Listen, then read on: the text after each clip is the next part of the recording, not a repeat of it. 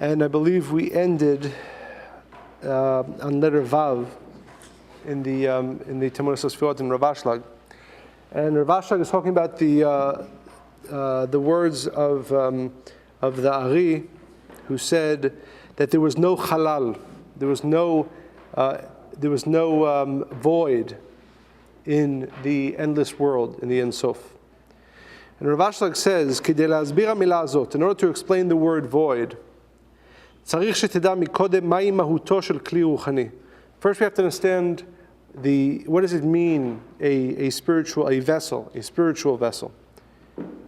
And just, I was thinking about this tonight as I was thinking about the limud. I mean, to really appreciate the tremendous zchut that we have, merit that we have, to be able to read these words, and certainly Rav Ashlag's explanation, but for us to be able to read these words, to understand this, to have the Ten Luminous Sefirot for us to study is a tremendous merit, zchut, that I hope we all really appreciate. So Rav Ashlag says, what is a vessel? והוא כי בהיות הנאצל מקבל את שפע חיותו מן המאציל. The created being receives from the creator, from the giver. הנה בהכרח שיש לו רצון והשתוקקות לקבל את שפעו זה ממנו יתברך. So certainly the vessel or the receiver has to have a desire for that abundance, for that light. ותדע, and you should know, Rav Ashlag says, אשר מידת הרצון וההשתוקקות הזו, the desire that the vessel has, that the vessel is, היא כללות כל החומר שבנאצל. The entirety of the vessel is that desire. Whatever is in the emanation, in the creation, that is besides a desire to receive, כבר אינו מיוחס לבחינת החומר שלו, אלא לבחינת השפע שלו שמקבל מן המאציל. It is not the vessel, it is not of its essence, it is of the Creator. So what Rav Ashlag is saying very clearly is that the desire to receive, the ratzon lekabel, the desire, is the entirety of the vessel. Anything within the vessel that is not the desire to receive is automatically, clearly of the Creator. Not only that, but that the size, meaning the growth, the potential of any creation is dependent on the level of desire. ושל כל פרצוף וכל ספירה, שהרי התפשטות אור העליון מן המאציל היא ודאי בלי שיעור מידה. As Rav Ashlag again here, another important lesson, idea, that the flow of the light of the Creator is certainly without any measurement, without any stopping. אלא רק הנאצל הוא עושה שיעור על השפע מכוח עצמו. Only the vessel, only the Creator, the creation, limits the amount of light that flows in. מפאת היותו מקבל לא פחות ולא יותר מכפי שיעור חשקו ורצונו לקבל. Because the vessel only receives exactly to the degree that it desires to receive. שזוהי אמת המידה הנוהגת ברוחניות. Because this is the measurement. This is what differentiates one spiritual element from the other. And here again, Rav Ashlag has just, we go through this quickly because I'm assuming most of us have heard these concepts before, but to realize that within this one section here, Rav Ashlag is revealing to us three very important core spiritual concepts. One, that the entirety, what is a vessel, what is a creation, who is us? The only thing that we truly are, that is of our essence, is the desire to receive. Everything else that is in our lives, that is in us, that is not the desire to receive, is of the Creator. So we have two parts to us. We have the Creator, and we have us. But we are, in our entirety, the desire to receive for the self alone.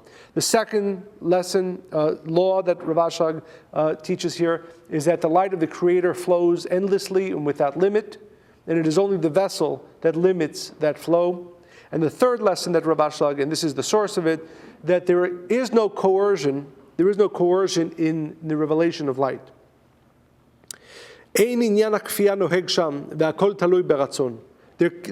no coercion, and it is all dependent on desire. And therefore, we call this desire to receive Shu Klei Kabbalah shel HaNetzal. It is the vessel of reception for the creation. And again, just to really appreciate, I mean, these sections here, especially this one, is what really the entire center is based on, what all of our teachings are based on, and to really appreciate both the merit that we have that Rav Ashlag revealed it to this generation, but more importantly, that the permission was given to him by the Creator to reveal it, and then to understand the gift that we have to truly understand this, to truly learn this. No other generation before us was able to be revealed to them these words, these laws, this wisdom. Again, it's really important to have an appreciation for the merit both of Rav Ashlag's revelation and our ability to receive it. Again, so Rav Ashlag is saying, because there was no coercion in the manifestation and revelation of the light of the Creator, therefore the vessel of any creation is its desire to receive. And that is considered it's what it's made out of. Just like in the physical terms, if you make a table, it's made out of wood. A spiritual vessel, a spiritual being is made out of desire to receive. And because of this desire to receive, it is now called a creation, an emanation, and no longer the Creator. Because it is now of a form that is not existing in the Creator, because there is no desire at all in the Creator. Because the desire to receive for the self alone, desire to receive does not exist in the Creator. Because who can he receive from? And you should understand this. And these last words always make me smile. Rav Ashlag says that how do we know that the Creator doesn't have a desire to receive? Because he has nobody to receive from. Which again is sort of, I don't know if it's the strongest logic, right? The fact that the Creator doesn't have anybody to receive from doesn't necessarily, logically mean that he would not have a desire. But of course, what it means is because we know that the Creator is perfect, and if he had a desire to receive and it would never be fulfilled, then he could not be perfect, he could not be endless. Therefore, certainly the Creator does not have a desire to receive. But it's always, Rav Ashlag mentions this a few times, of course the Creator doesn't have a desire because who can he receive from? The idea is that because he can't receive from anybody, there would be a lack, and of course there cannot be a lack in the Creator, there cannot be a lack in the endless. So again, here we learn three very important concepts. Again, one, that what makes a vessel is the desire to receive. Everything else within a vessel, within a creation, is the Creator. So there's only two parts to reality. There is the desire to receive, and there is the light. The second thing that he said is that the light of the Creator constantly flows. It is only the vessel, we, that restrict the flow of the light of the Creator. And three, there is no coercion, and therefore light revealed must be to the extent that the vessel wants it. Now, one of the ideas that we understand from this, very often when a person is on a spiritual path, we come to realize all kinds of negative traits that we have, all kinds of negative desires that we have. And there's a tendency, and this is really the ego that wants us to sort of beat ourselves up about it. Say, I must be a bad person if I have these desires. I must be, a disconnected person if I have these desires. And really what we learn from here, from these words of Rav Ashlag, is that not only is it not a problem that we have all kinds of desires, it is actually really the purpose of our creation and the essence of who we are. Although, of course, we know we have to, because as we learn further, because of the Tzimtzum, there is now a different process we have to go through in order to receive. But the true essence of who we are and the true essence of why we're created was a desire to receive for the self alone. It says about Moshe Rabbeinu, about Moses, and this is an interesting idea, that it says that the Israelites spoke bad about Moshe, about Moses, about everything. There wasn't one negative action that the Israelites did not think that Moshe did. So much more so, there's many places in the Torah we see this, but it says, V'hibitu acharei Moshe. It says, as Moshe was walking into the tabernacle, it says they looked after Moshe. And there's many different, but two interesting commentaries on this one section. One is that his thighs were big, and they said, Moshe is stealing all of our money and eating, and he's growing fat. That was one thing. And the second thing, Ve'bidu achrei Moshe, and this is in another place also, where the Israelites were afraid that Moshe was trying to steal their wives. And we find this in many other places where Moshe was accused or was believed to be doing things that were negative. And as it says, and this is something the students of the Baal Shem Tov speak about a lot, that every negative action they both accused and believed that he was doing. So they asked the question, of course, besides the fact that we know the Israelites, complained and all, were negative very often, but what allowed them, what gave them the sort of in every lie there's at least a little bit of truth. So what was it about Moshe that gave them a little bit of truth to believe all these things about him? And they explain that Moshe was born with every single negative trait. Every single negative trait, if it's anger, if it's desire, every negative trait Moshe was born with. Of course, he became a tzaddik and he transformed all of them, and of course he did not do the things that people thought that he did. But there was a root there. Moshe's soul, and we know this also about other great tzaddikim, if it's Chaim Vital, the student of the Ari, we know that the Ari told him that because his soul is so great, his negativity, his darkness will also be as great.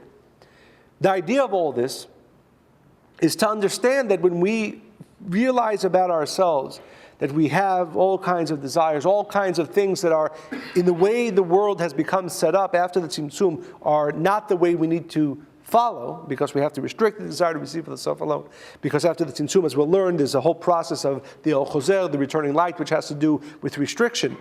But what should not happen from that is to beat ourselves up about it. Because once we realize what Rav Ashlag is saying here is that this desire is all that we are, all that we were meant to be, there's nothing bad about it. Of course, we know that we are not meant to follow those desires. We have to do restriction. But to have them, for them to be part of who we are, does not make us a bad person. It actually makes us who we are. It makes us the creation the Creator wanted us to be. And as we learned from Moshe and from Chaim Vital, it could also make us to the greatest tzaddik. And it's an important idea, an important understanding. So Rav Ashlag continues again, just to finish up the idea.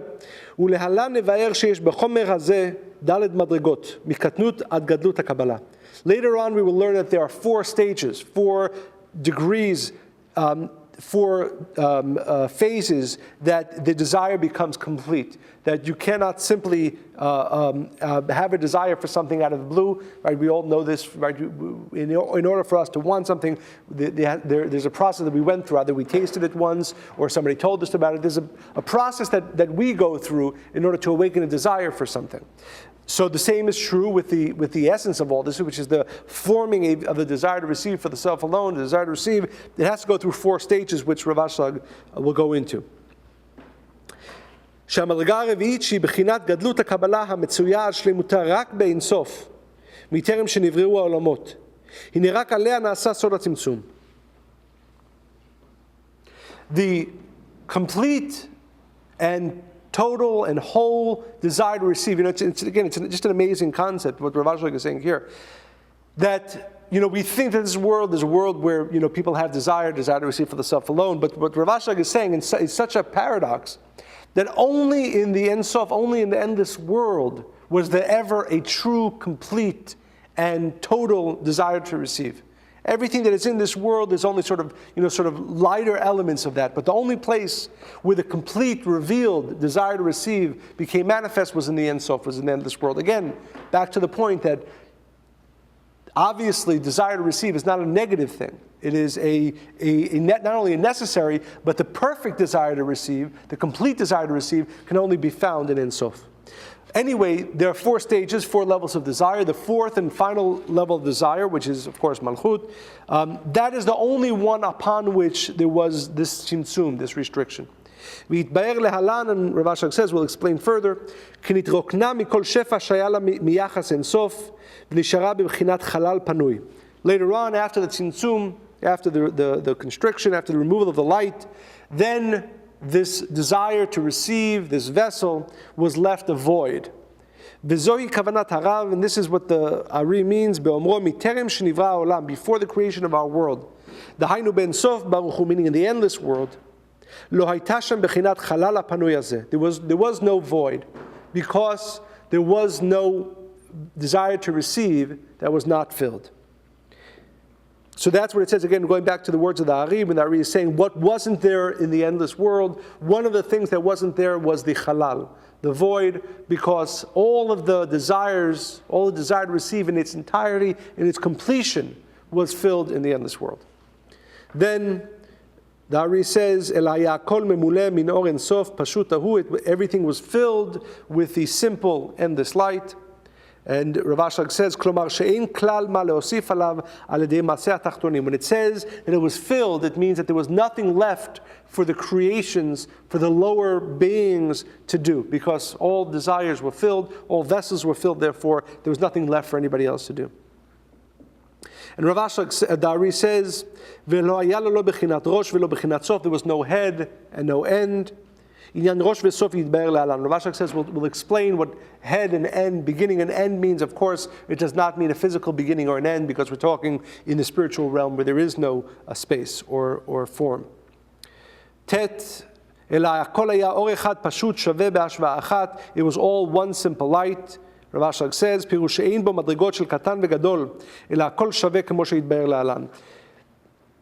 even though, and this is an important point, the Ari says it was one simple light. Now, one of the things that we'll learn, Rav Ashlag says, that was unique about the endless world, and it's a miracle. It's something, as Rav Ashlag says, something we can't truly comprehend. If we say that all the desires were filled, obviously there are greater desires, lesser desires, even as Rav Ashlag just said, within the four levels, the four phases of a desire, there's a greater desire and a lesser desire. So that seems to imply that even in the endless world, when all desires were filled, all vessels were filled, still there would be greater and lesser, meaning the first phase of desire is lower, meaning it receives less, than a greater desire. So imagine if you have 10 people and each one of them wants something else. In the endless world, all of the desires are filled, but there's still different desires, still different manifestations, still different degrees. But what Rav Ashlag is saying, what the Ari was saying, when it says it was all one simple light, meaning for whatever, even though we can't truly comprehend it, in the endless world, everything was the same. There was no greater or lesser. Again, even though this is a concept that logically to us cannot make sense, because it seems to be that there would be greater and lesser, but as Rav Ashlag will say, this is one of the things that is sort of beyond our understanding, but there was no greater or lesser. Even though all the desires that were ever created were filled, and that seems to imply that there are different levels of desire, and therefore different vessels, and therefore greater and lesser. In the endless world, there was no greater or lesser. It was all one simple light. And Rav Ashlag and Ari says, Shaveh behashva achat, it was one, it was equal. Klomar she'ein sham zachut ve'avyut she'madrigot nerachot v'nivchanot al yedehen.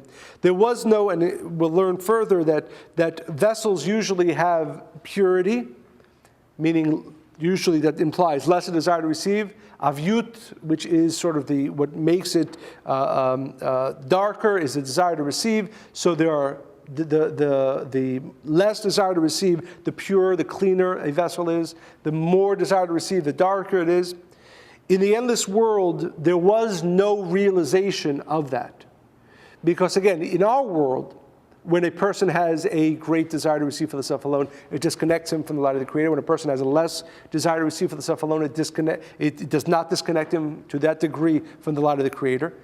But in the endless world, although there were great and greater desire to receive, it did not cause any separation, separation and difference of form between any of the vessels. Because being purer or darker, which came about only after the tzimtzum, after the constriction of the light of the Creator, from that point on, there was the beginning to tell the difference between what is a purer vessel or a darker vessel. In the endless world, it was all basically washed over by the endless light, and there were no degrees, no separations, even though in reality there might have been different levels, but they were all considered one. There's an interesting concept. It says that when Mashiach comes, at the time of the final correction, the knowledge of God, the connection, the dvekut, the cleaving that we will all achieve, Malah haaretz de'ayit Hashem, the land will be filled with the knowledge, comprehension of the light of the Creator. Kamayim layam mechasim. It'll be so great, it'll be like the water that covers the ocean. And they explain, what does it mean, the waters that cover the ocean? Is that in the ocean, as we know now, certainly, there are mountains and valleys. The bottom of the ocean is not a flat piece of land. There's a lot of ups and downs. But when you look at the ocean, it's one. It's one equal line. And the idea is that when the light of the Creator is completely revealed, as it was revealed in Ein Sof, and as it will be revealed when the light of the Creator, when the light of Kabbalah is revealed in the world, will be so great. It does not mean that there won't be differences like there were in Ein Sof, but the light of the Creator will be so powerful and so overriding that it will be like the ocean. That although there are underneath the ocean, there's all kinds of differences and heights and lows, the light of the Creator will be so overflowing and overpowering, it will make everything unified, which is an interesting idea. And the Ari ends, V'hu hanikra or Ein Sof. And this is what is called the light, the endless light, the endless light, or Ein Sof. So Rav Ashlag asks, Yesh le'akshot. One should ask, Kevan she'ein lanu shum hasaga be'Ein Sof. Right? One of the key concepts, one of the key laws that Rav Ashlag teaches is that kol ma shelo nasig, whatever we cannot comprehend, lo nagdireu or nedayeu b'shem. We cannot give it a name. We don't talk about it, at least the Kabbalists, like we spoke about last time, we talk about things we don't know. But the Kabbalists don't talk about things they don't know, and they don't give names to things that they do not completely comprehend. So the question that Rav Ashlag is asking is, being as we do not have any comprehension, right? Rav Ashlag in the beginning said, we speak about the light of the Creator, the light that flows from the Creator.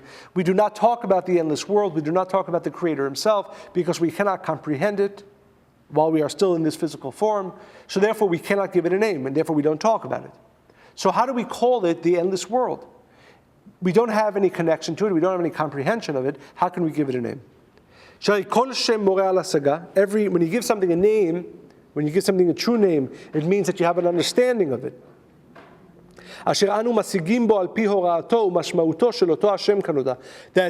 That name tells us what is this thing, what is the essence of this thing, what is our understanding of this thing. So a name implies an understanding. And you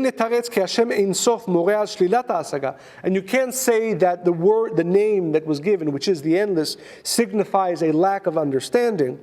Because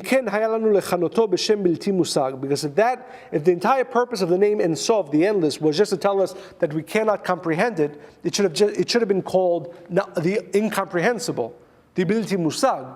Right? If the only purpose of the name Ein Sof was to tell us that we cannot understand it, it should have been called bilti musag, non-understandable, but not endless. Endless implies some sort of understanding. So Rav Ashlag says, V'inyan hu, and the idea is, Ki Hashem hazeh, this name, the Ein Sof, endless, more lanu et kol ha'evchen sheyesh ben Ein Sof el kol ha'olamot shemitachtav. This name, the name endless, Ein Sof, tells us the difference between that world and all the other worlds that come after it. The restriction, the constriction that was done after the world of the endless.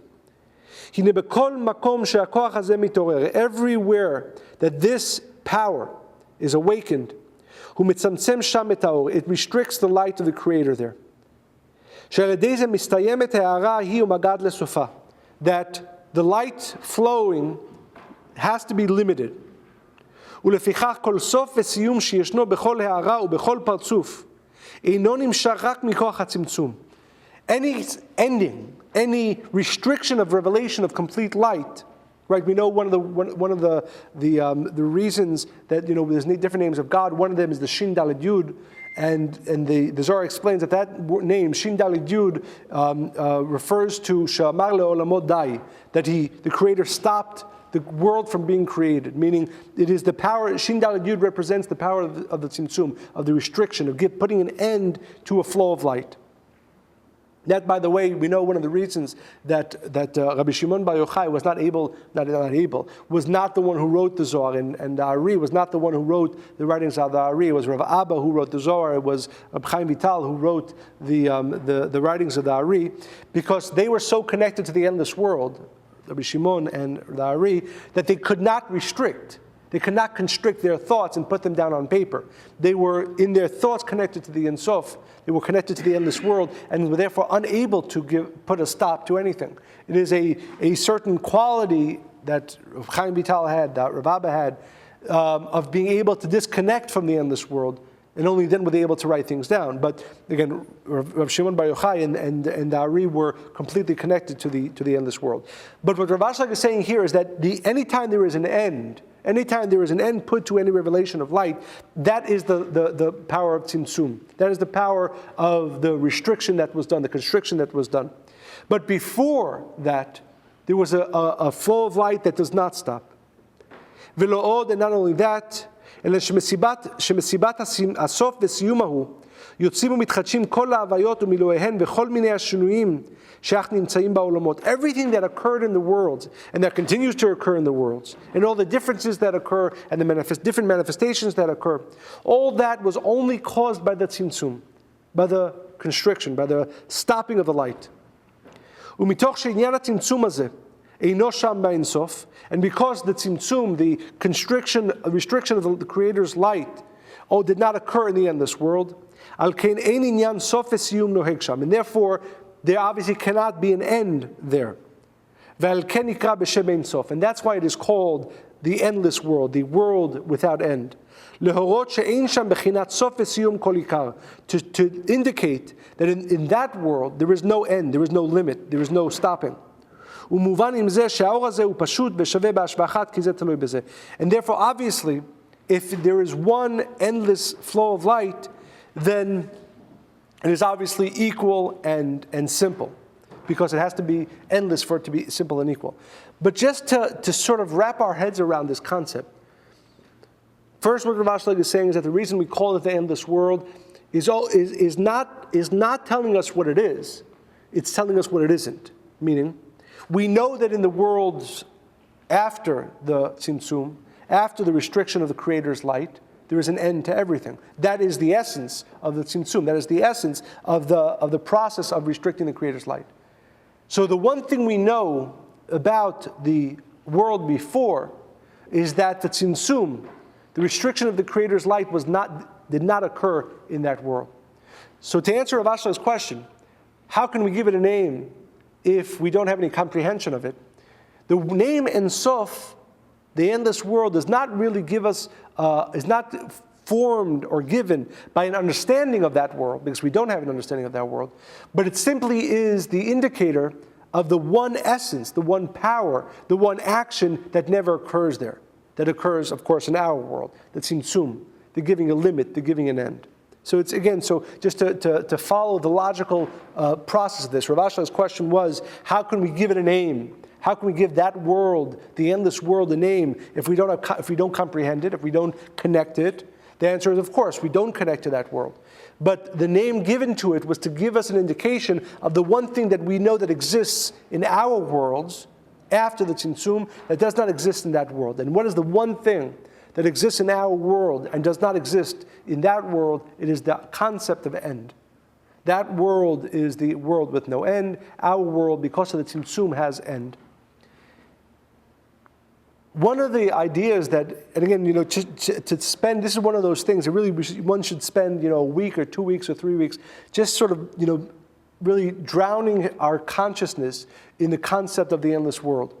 Because we are meant, we know that the endless world, of course, exists. Everything we see in our world is an illusion that covers up that world. And in everything in our world, there is of the endless. There is of the endless. And we have to aspire. We need to push ourselves to begin revealing the endless. This is true about many areas of one's life. But one of the realities is that in everything that is in our life, there is a lot more light, a lot more joy, a lot more fulfillment that we can get out of it. But we're connecting to the tzimtzum, to whatever degree, we're connecting to the tzimtzum reality of that revelation. Again, whether it's our spouse, whether it's our children, whether it's our study, whether it's our work, There is an element of Ein Sof. There is an element, not an element, is the totality of the endless world within that. We, to one degree or another, connect to the tzimtzum reality of that thing. But what we need to strive to do, what we need to work to do, is to begin connecting to the Ein Sof reality of that. Whether it's the Ein Sof reality of our children, the Ein Sof reality of our spouse, the Ein Sof reality of the study, the Ein Sof reality of the work. Because it's there. Very often we're looking for the next thing to give us more fulfillment. When in reality, everything, literally everything. They're real flowers. These flowers here, the amount of light and connection and joy and fulfillment that one can get from connecting to the Ein Sof reality of these flowers is greater than probably any of us have ever achieved in our lives. Because what we do is we go around and connect to the tzimtzum reality of everything in our lives. And one of the important works that we have to do is first to understand this, first to really understand this, to really, take the time. I mentioned this when we began this study, that this, especially, there's many different sections in the Talmud Sasvirot, but this one specifically, to truly, and I think I mentioned this, but the idea of Yigalalan Ta'ameh, that Rav Brandwein teaches the Rav in the letters, that to really, Ta'amu Re'u Ki Tov Hashem, as Rav Ashlag teaches in the introduction to the Talmud Sasvirot, taste and see that the Creator is good, that there is an endless level, there are endless levels of tasting, of sensing, truly, with all of our being, the light of the Creator in everything. But we don't take the time. And I'll tell you a cute short story. This is going back a few months. I was walking with Miriam to the center on Friday night. And she was talking and she was singing, and I was thinking about some other things. And then I said to myself, certainly as a father, you think about these, children grow up and, you miss times that you have before. I say to myself, think about nothing else except her now, whatever she's saying, whatever she's singing. And of course, it's a small degree, but I got to tell you, the amount of joy and happiness that I got out of that moment was something that I haven't felt very often in my life. And the idea, why? Because to a certain degree, and there were certainly layers that I didn't even connect to at that time, but to a certain degree, I was opening up the door to the Ein Sof reality of that situation. And again, every single one of us has in our lives, in every area of our lives, parts to which we are revealing the tzimtzum aspect of that and not opening the door to the Ein Sof reality of that situation. And again, it's the work that we need to do to really understand this, and work on it, to reveal it, to think about it. So the Ari says, and this is, again, to really appreciate the fact that these things are both revealed to us and that we have the right to study these. I was thinking, the reality is that, the Creator, it says that the Creator first wanted to create the world b'midat hadin, in the realm of judgment, so that if a person does something wrong, chas v'shalom, something negative happens to them, and the Creator then changed. And there's explanation to this, as Rav Ashlag has a beautiful explanation to this. He changed his mind, seemingly, and he created our world with midat harachamim, with mercy. And one of the things I thought about is that if the world was created by midat hadin, we would, literally, those of us, who are not 100% pure and holy, if we would read these words, we'd blow up from the light. But the mercy that we're shown is that we are allowed to read these words, even though we are not pure and holy, and still, survive afterwards. But, to really have an appreciation for this revelation. Now, Ari says, "V'chasher ala b'rtzono hapashut," and this is, one of those sections, again, that I'm sure many of us have learned many times. But and this is, again, one of the sections where Rav Ashlag, you have to really change the way you read this verse. But basically, what the meaning is, when the desire that was created, meaning the vessel, the desire to receive within Ein Sof, awakened a need to change, meaning a need to work, to earn, to achieve a complete connection to the light of the Creator that it earns. And therefore, it needed to, livro ha'olamot u'le'atzil ha'netzalim, needed to cause the creation of the worlds and for the emanations to be emanated. Le'otzi la'or shlemut pe'olotav u'shmotav v'chinuyav, to reveal the completion of the actions, the names, and the nicknames or other names. Asher zot haya sibat briat ha'olamot. This was the purpose, the reason for the creation of our world. Now, as Rav Ashlag will explain, and we'll go into this further, we'll read this section again. It is the vessel that wanted to create our world. The Creator did not need the creation of our worlds. It is the desire to receive, the vessel, we, that precipitated and necessitated the creation of our worlds. And again, it's one of those things, when you read in the Bereshit, in the beginning, in Genesis, Bereshit bara Elohim, the Creator created our world. The reality, as Rav Ashlag will explain here in the words of the Ari, it is the vessel, the desire to receive, that needed, wanted, and therefore caused the creation of our world. The Creator did not need the creation of our world. He only did us a favor and allowed us to do it, which is, an amazing, amazing concept. So when you read the words, "Chasher ala b'rtzono hapashut," you could read that to mean that the Creator desired to create our world. No, we, the vessel, wanted to go up in our purifications, la'alot bizdachechut. And therefore, we wanted, we asked for the creation of our world.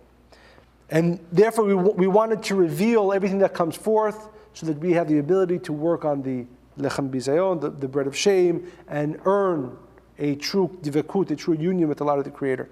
Again, it's one of those things that without Rav Ashlag, to read these words, well, what does this mean? The Creator had a desire to create the worlds. No, Rav Ashlag makes very clear.